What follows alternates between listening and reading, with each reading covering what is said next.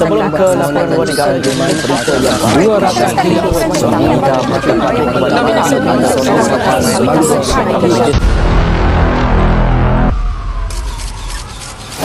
Jadi tema yang telah kami pilih ialah elemen kawalan dalam masyarakat Islam, dan tajuk yang akan kami kupas pada hari ini ialah takzir membentuk akidah manusia.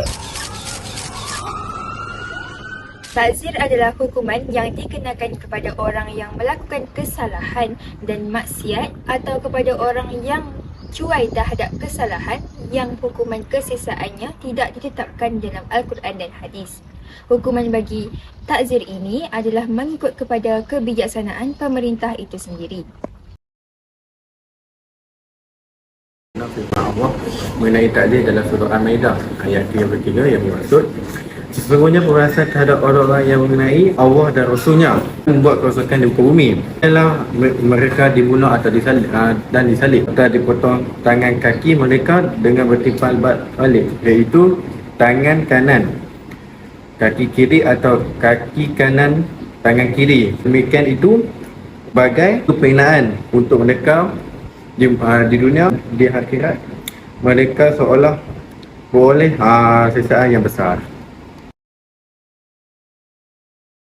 Inna Nabi SAW habasa fituh mati, yang bermaksud Nabi Muhammad SAW pernah menjatuhkan hukuman penjara kepada tuduhan palsu.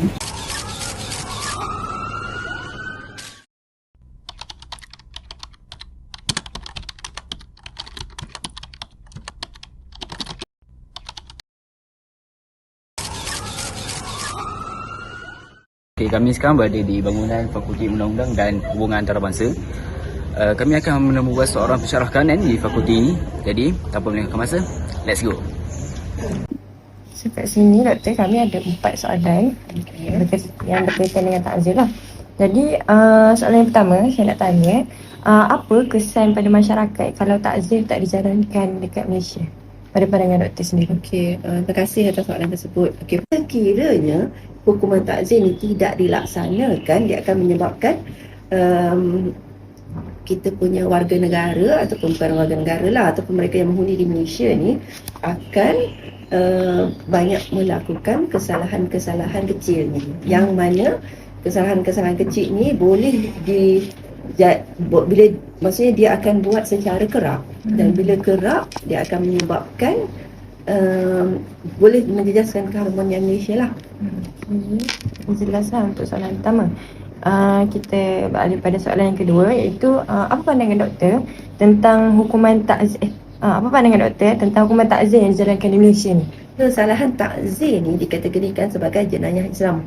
Dia jenayah Islam yang mana walaupun kita cakap ada di bawah pusat, ada juga di bawah negeri, yang mana pusat ni diberi wakil kepada badan-badan ataupun kementerian dan badan-badan tertentu untuk melaksanakan. Contoh macam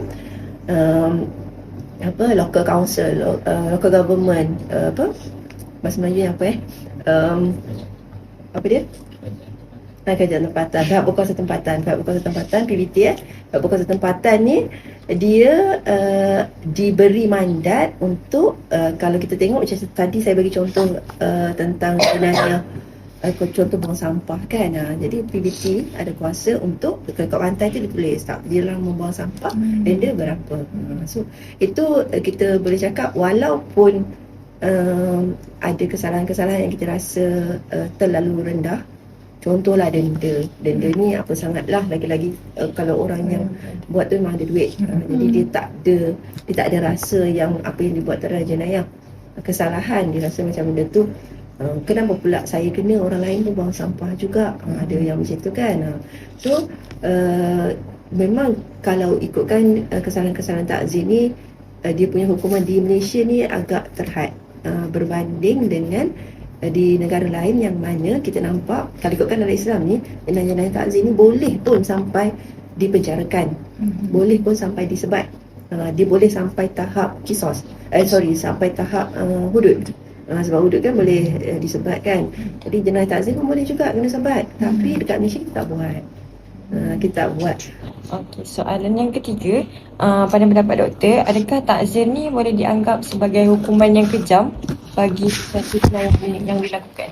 Untuk mengukur kejam ataupun tidak, setakat ni apa-apa yang diletakkan tu tidaklah sampai, kalau dia membeban, dia mungkin mendidikkan orang, memberi pendidikan atau pendidik masyarakat, tapi kita nampak yang kesalahan-kesalahan kecil ni biasa dilakukan. Soalan yang keempat, adakah kes tidak menghormati Ramadan bagi orang Islam termasuk dalam hukuman takzir? Kategori takzir tadi adalah selain daripada duduk dengan jadi bila kesalahan-kesalahan ni, bila sebab kita tahu bulan berpuasa sebulan di bulan Ramadan adalah wajib, jadi dia jadi kesalahan takzir disebabkan melakukan kesalahan yang atau melakukan kesalahan melanggari perintah Allah. So perintah yang wajib ni kita tahu dalam Quran memang dijelaskan dengan terperinci, tafsir pun ada. Bulan puasa wajib puasa sebulan. Okey. Jadi bila wajib puasa sebulan Ramadan, tidak berpuasa dia menjadi kesalahan lah, tapi kesalahan ni tidak diletakkan di bawah mana-mana hukuman hudud, jenayah hudud ataupun jenayah qisas, sebab dia tidak menepati maksud sendiri. Hudud tu maksud dia apa, qisas tu maksud dia apa. So dia adalah kesalahan takzir sebab tak sama. Doktor ada pengalaman handle sendiri kan kes takzir, ataupun doktor pernah tengok orang melakukan hukuman takzir sendiri? Saya pernah nampak student yang memarahi kita punya pekerja pembersih, pekerja pembersihan ni. Pernah je kena, kita nampak, dan kita pun, even saya tahu kalau lecturer kita tak kenal, pelajar biasa je, tak senyum, tak salam, tak bagi salam, berselisih bahu, terlanggar ke apa ke, tak minta maaf. Biasa je, mungkin sebab lecturer tu nampak macam student juga kan. Saya pun bersangka baik je lah kan macam tu. Okay. Tapi untuk melihat tu biasa je. Given korang, you all pun pernah je kan tengok-tengok ni. Cuma kesalahan ni, bila kita cakap tentang kesalahan contohlah MBKT compound, tu biasalah kita tengok kan. Kesalahan ni bila dihadapkan di mahkamah, dia jatuhkan hukuman tu, maksudnya siapa yang ada dalam mahkamah je lah yang biasanya akan tengok. Takzir adalah kesalahan-kesalahan yang tidak dinyatakan dengan jelas dalam Al-Quran atau Sunnah. Kesalahan-kesalahan kecil seperti kesalahan lalu lintas dan membuang sampah merata-rata juga termasuk dalam kesalahan takzir.